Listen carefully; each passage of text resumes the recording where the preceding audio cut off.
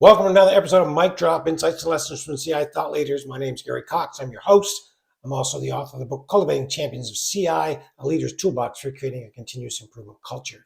This is episode 2 of my conversation with Carrie Forbes of Rockstar Advisory, talking about change management. And Carrie goes into what she calls the power trio. And you're going to want to hear what she has to say about that when it comes to implementing change in your organization.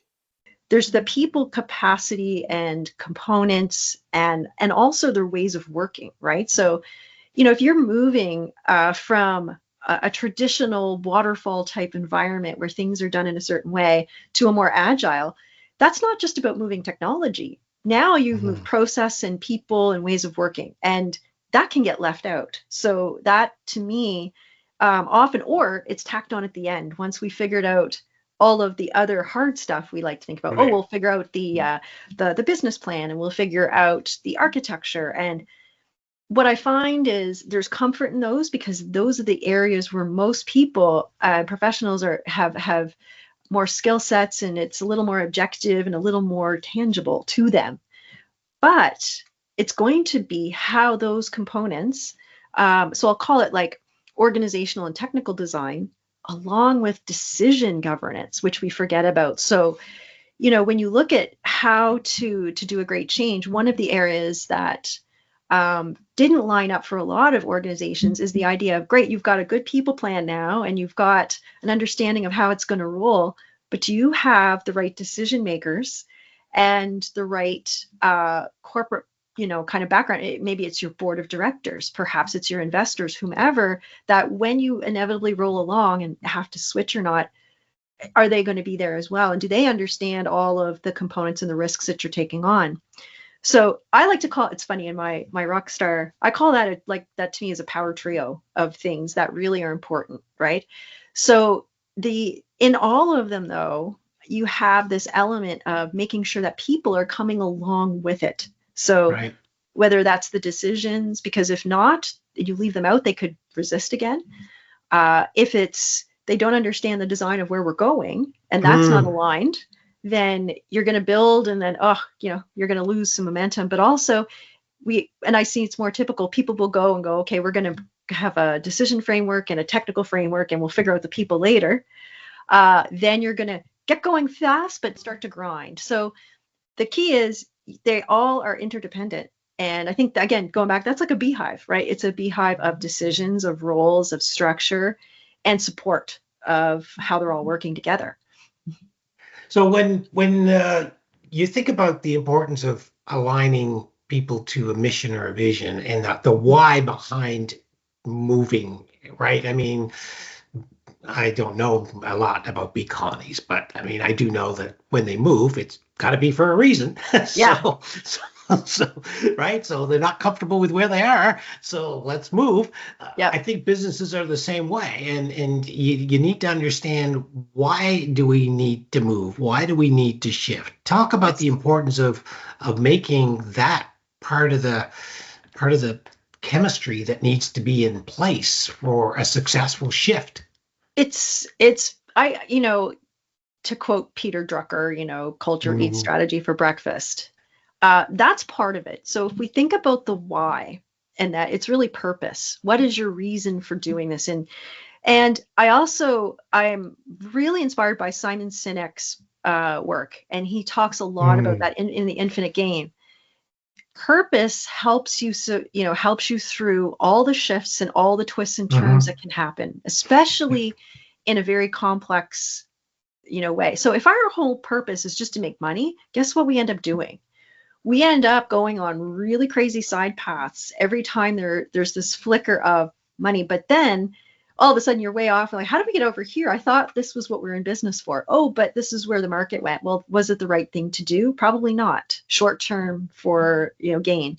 Yeah. But when we think about purpose, and this is why I loved working with the credit union system, they have such a strong purpose for who they are and the why. That was a great way for us to say, we're here for those members, and we're here to improve those services and to bring us forward. And this is, what they do in community is going to be enhanced by all this through that. And I'll tell you, it worked, because our objectives shifted quite dramatically over the 4 years of that project.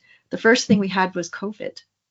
Right. COVID Okay. upended everything. That caused also a lot of our clients to shift. But what kept us going through all of that was we're still here for this higher thing. This is still the most important piece. And it truly is like, when you get up out of bed every day, especially in the tough times, it's not the corporate plan that's going to drive you, right? It's going to be, I know at the end of this, I'm doing the right thing and we're going to be successful because we've achieved this. So that to me is the gift that a strong leader holds at the top and reminds people, especially in those days when you're like ready just to tear your hair out. We're doing this, and it does matter. And then it's such a celebratory thing when you get there, right? And to live it. Yeah. Yeah. No, absolutely. Absolutely. So in again, don't know about bees. You seem to. So let's talk a little bit about the fact that there's different roles in organizations. There's different roles. We talked about the queen bee and so on. But there are other roles, some structure in how that works. But what about in organizational structure and in the way that you see that playing out in your image of the shifting of the bees, but shifting of organizations, roles? Roles are incredibly important to make sure that they're being effective and they're not causing a bottleneck. So one of the things I see on a lot of teams, particularly senior teams, is you have really smart, great people, but they're operating in silos, right? They're the expert of their domain. But if you're going to do anything significant, they have to be each other's wing people, right? Like you need to have that senior team has to be impenetrable. And in order, because so many things are going to start to come, and if their alliance to, let's say their team oversees the alliance to the project, you're going to end up with a lot of challenges and resource fights. It could be stepping over toes, silos, and without that clarity of how each role supports but doesn't duplicate the other. That's a really important piece of work, I think, to set up the governance of a project. And that doesn't mean their everyday roles have to shift, but how they are going to be, what people are responsible for, what the scope of their decisions are, and also what happens in a time when there's collisions, right? Who is the tiebreaker? Who helps move these things forward? Those are really important to have team cohesion so that people aren't running into each other. Roles need to be, I think, you have your doer roles, the people who are very hands-on. You have, I think the mid-tier is crucial. Like that role, and it's, gosh love, those mid-tier people are usually squished, but they're truly that translation between what's happening on the ground and the needs and the messaging. So taking care of that group is really important, and making sure that they're armed with the right either authority to get what they need done, and they're, because again, that's where a lot of things can happen. Then at the senior levels, it's, are they there to support and clear the barriers?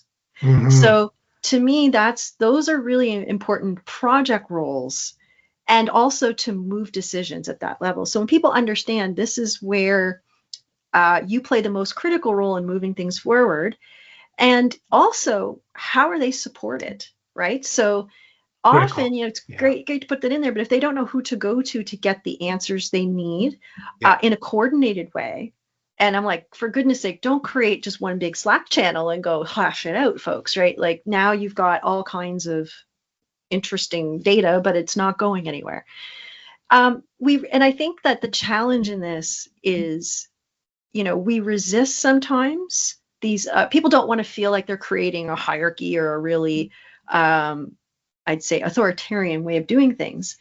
But, coupled with, I'll call that decision and clarity, is then you create the spaces for the collaboration in safe ways so that we get the good of how, how people need to bring information forward or understand it or whatever that looks like. But it's not unwieldy, and it's carried through in a very measured and appropriate way. So that to me is so important. It's kind of like a yin and yang, right? You have you want to create safety and openness and dialogue, and that ability for people to feel that they need to bring forward whatever it is, but it can't just be wild. Otherwise, No. it doesn't really go anywhere. Right. How would an organization overcome that? One of the challenges as well is it's in the middle layer, I think, where we can start to see unhealthy leadership behaviors starting to cope or to, depending on the personality, like whatever that might take them. But a lot of times in that middle role, what they really need is a strong mentor to help them think about. It's like, again, they're in this dual role. So from the managing up perspective, because they do have that role, they need someone to help them to manage up and how to do it appropriately, and to give them the way to kind of approach those experiences, right? So it's always difficult when you want to say, I don't agree with something, but they need to know it. How do I do that? And it's important for that safety, because sometimes in the speed of it, the person could be negatively impacted trying their best, right?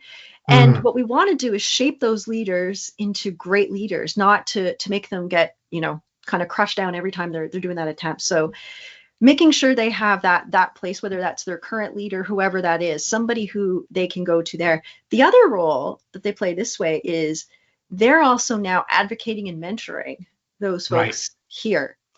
And so I often like to say, like, you're playing like, you're truly in that space of how you want to be treated, but also, and you want to grow. And so you're doing the same thing.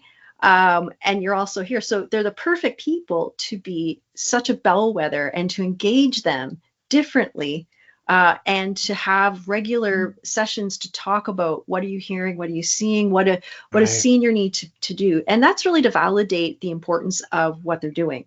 More people will leave an organization because of the environment, usually in the middle and down, especially if they don't feel that, there could be, I'll give an example. Sometimes you'll see a middle leader decide, I'm going to take it all on and I'm going to wear a superhero cape. If you're enjoying this episode of Mic Drop Insights and Lessons from CI Thought Leaders, be sure to like, subscribe, add your comments. We'd love to hear them. And what ends up happening is they're absorbing all of this and trying to fix it themselves instead of moving them up and down the chain the way that they should be, right? So that creates something. Or you have perhaps the ones that haven't let the job go and they're just down the track and they're not getting the right messaging up here. And so that, my comfort level. And then sometimes you have the ones who are very aspirational and they're like up here all the time, but you're not taking this and translating it down. So for that is such a crucial part and a community really of leaders to build with. And then if we do a good job with that, they will make excellent senior leaders and advocates as well. And then hopefully influence that culture below. I always say to them, understand why and then own it.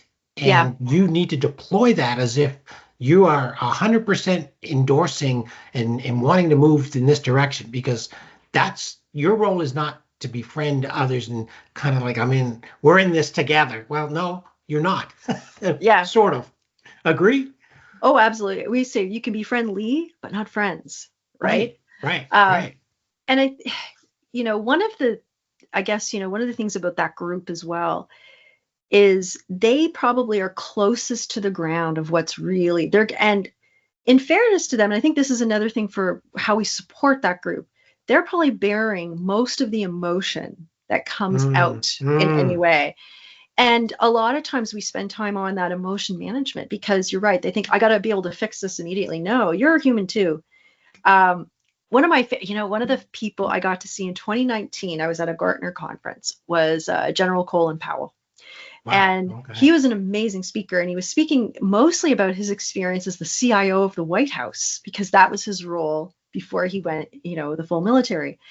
And he brought in email to the system. He said it was the hardest job ever in his career, was bringing email in. And the biggest piece of advice, and I talk to people about this all, I'm like, it's so simple, but it's so true. And in that you could be in a big transformation, you're in a big whatever, emotions run high. And the thing of it is, he goes, everything, just sleep on it, right? Like take that time And remember, when you're feeling that angst, is the time to go, you know what, this is not the time to solve it because I am thinking emotionally. And that's okay. Nothing's going to happen, and it's all right to go, let's just go and sleep on it and think about it tomorrow. Yeah. Yeah. And I think too, what I'm noticing is in the speed of how fast we work these days, that pause is so important, so important. And we keep trying to accelerate it. And that's where the group feels it the most, right? Yeah, no, absolutely. I know going back to Stephen Covey's day, he talks about the power between stimulation and response, right?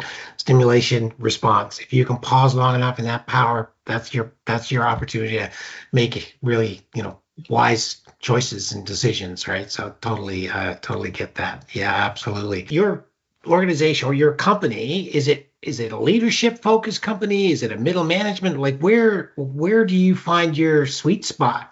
Folks that have that desire to bring the team together as a whole, that are looking for how to, I look at it, we used to call it the soft stuff, but really it's how to enhance their leadership skills, but in a way where they're more collaboration based.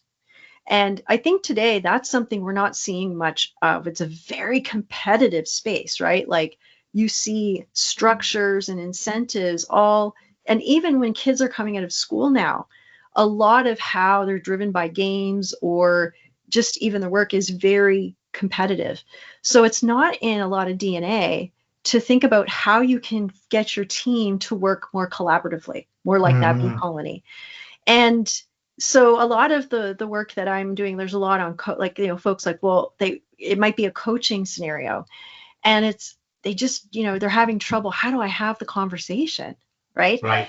So what we try to do is also approach it from a perspective of inclusion, which is really important. How do you, and I look at it this way, you have an assortment of people on your team that you've hired, and every one Hmm. of them has differences in Right. some way, but those Yeah. differences are what you want to collaborate on and bring out. Because when they all do that, now you've got a symphony happening, right? You've Right. got Right. that blending of skill sets, that ability. And the leader, and this is sort of where we use this music analogy, it's important that they're not playing the instruments, right? So Right. how do they also learn to let go, to delegate, to let the band play, Hmm. and to make sure that that everything's coming together, and then they themselves, are just, kind of that center, but leading it, not. But too often you see this, like somebody who becomes a CEO and they used to be the CTO, the tech Right. officer. Well, they can't stop tinkering. But guess Right. what? Now the rest of them are out of tune because they don't know where their role is anymore. And so a lot of what we do is try to help them tune that up.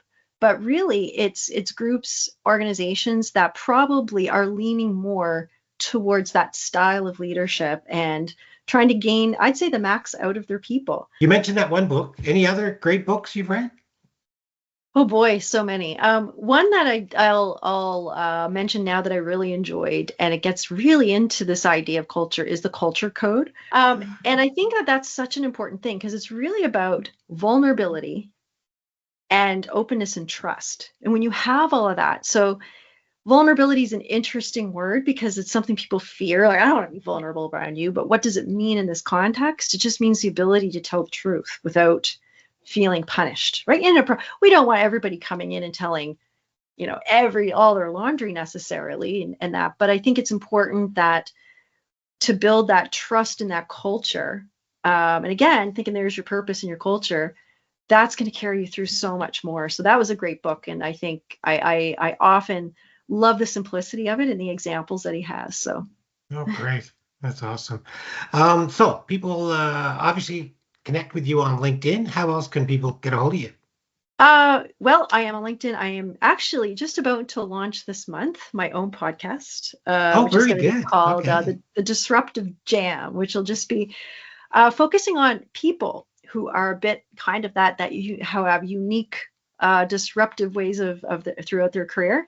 But yes, you can reach me on my website at www.rockstaradvise.com, and on YouTube. So just getting that one going right now. But Awesome. All right. Well, actually, it's great. I've enjoyed the discussion. Your insights are valuable, I think, to listeners. I continue to try to find guests like you that can help people navigate something that they're not familiar with. And so I think this whole idea of navigating change is something that we often hear a lot about, but hearing from someone like yourself has been great. Thanks.